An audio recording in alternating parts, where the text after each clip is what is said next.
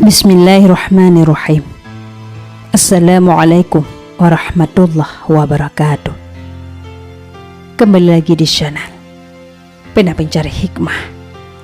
Kali ini kita akan bahas siksa kubur orang yang gemar gibah dan adu domba.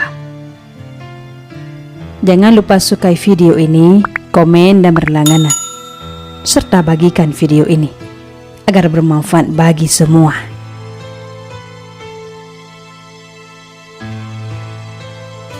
Syekh Abu Hamid Muhammad bin Muhammad Al-Ghazali, atau biasa dikenal dengan Imam Ghazali, ia menceritakan di dalam kisahnya, seorang pemuda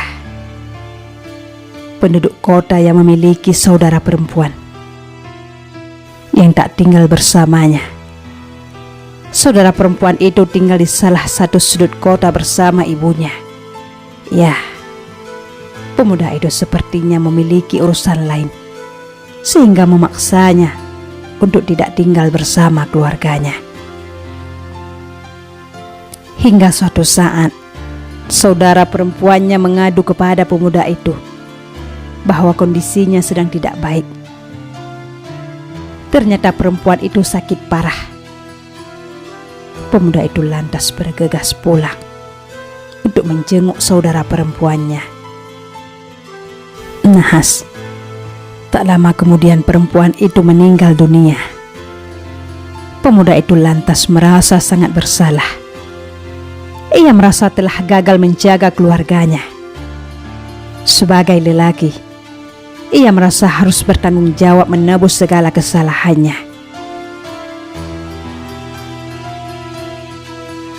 Ia kemudian mengikuti segala proses pemakaman jenazah saudarinya, memandikan, mengkafani, mensolati, dan ia juga ikut memikul jenazah saudarinya menuju pemakaman.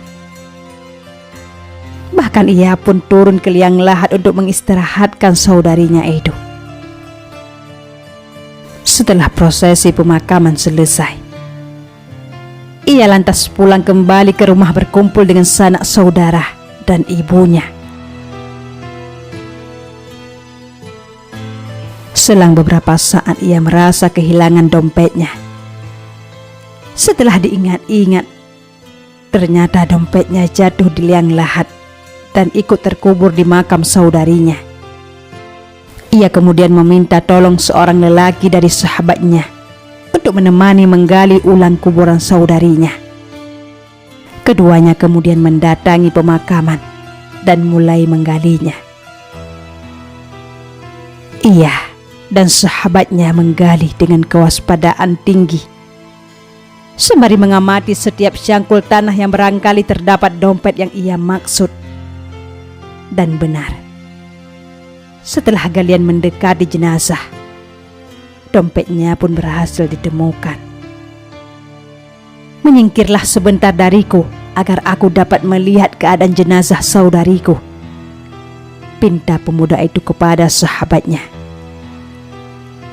Sahabatnya pun lantas keluar dari liang lahat dan memakluminya. Sebagai seorang yang bersaudara dengan jenazah, tentu ia ingin memastikan keadaan saudarinya di dalam lubang peristirahatan. Atau barangkali juga ada sepatah dua kata yang ingin diucapkan kepada saudarinya itu. Dan itu adalah privasi keluarga yang harus dihormati. Saat ia mencoba menyingkap jasad saudara perempuannya, tiba-tiba dari liang lahat terdapat api yang berpijar, menyamburat, dan seakan siap melahap jenazah itu dengan kobaran apinya. Ia begitu kaget. Ia lantas buru-buru keluar dari liang dan segera memerintahkan sahabatnya untuk kembali menutup makam saudarinya itu. Beruntung saja sang sahabat tidak begitu menyadari hal itu. Pikirannya pun kacau. Hatinya begitu terpukul dan sedih. Ternyata saudara perempuan yang ia sayangi mendapatkan siksa kubur yang pedih sekali.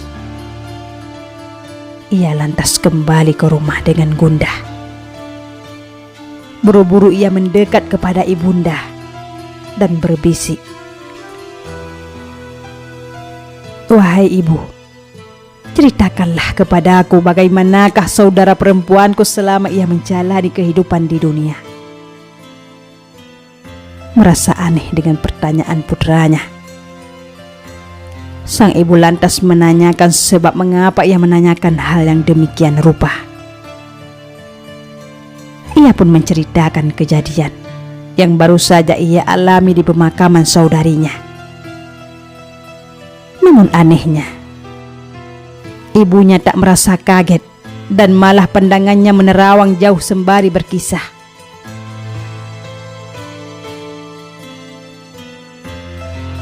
"Dahulu, saudarimu itu memiliki kebiasaan mendatangi pintu-pintu rumah tetangga.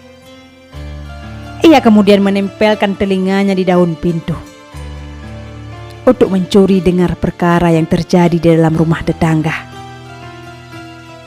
Maka ketika ia mendapatkan informasi baru, ia lantas mengumbar perkara itu, berlaku gibah, bahkan mengadu domba antar tetangga."